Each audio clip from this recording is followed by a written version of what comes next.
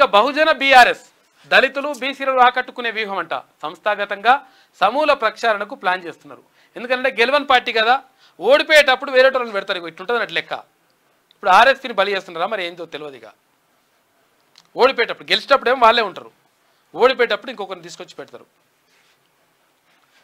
రాష్ట్ర కార్యవర్గంలోనూ భారీ మార్పులు. పార్టీ చీఫ్గా కేసీఆర్ఏ కంటిన్యూ అంట. ఇద్దరికి వర్కింగ్ ప్రెసిడెంట్ పోస్టులు ఆర్ఎస్పీతో పాటు ఓ బీసీ నేతకు కూడా ఇస్తారంట. పదవులకు దూరంగా కేటీఆర్, హరీష్. ఇక ఫ్యామిలీకి అవకాశం కల్పించకూడదనే నిర్ణయం తీసుకున్నారంట. ఉద్యమకారులు యూత్కు ప్రయారిటీ ఇస్తారంట. గ్రామస్థాయి వరకు కమిటీ వ్యవస్థ పునరుద్ధరణ. అసెంబ్లీ సెషన్కు ముందే కార్యరూపం దాలుస్తుందంట. ఏ రూపం దాల్చినా కానీ అయితట్లేదు కథ, ఎవరు నమ్ముతలేరు. పక్క రాష్ట్రాన్ని చూసి నేర్చుకోండి, ఇచ్చిన హామీలను అమలు చేయండి. పెన్షన్ 4000 ఇవ్వాల్సిందే, జాబ్ క్యాలెండర్ ఎక్కడా అని చెప్పేసి 25,000 పోస్టులతో మెగా డిఎస్సి వేయాలి. పార్టీ మారుతున్నట్లు నాపై దుష్ప్రచారం, లీగల్ నోటీసులు ఇస్తా అని చెప్పేసి ఎవరు హరీష్ రావు అంటున్నాడు. మరి గుర్తుకు రాలేదా 4000 పెన్షన్ అప్పుడు ఇవ్వాలని? నీ ప్రభుత్వం లేదా అప్పుడు? నువ్వు లేవా మంత్రిగా? తర్వాత జాబ్ క్యాలెండర్ ఏమైనా, జాబ్ క్యాలెండర్ ఏం చేసింది? పీకినారు 10 ఏళ్ళు అడుగుతున్నారు నిరుద్యోగులు.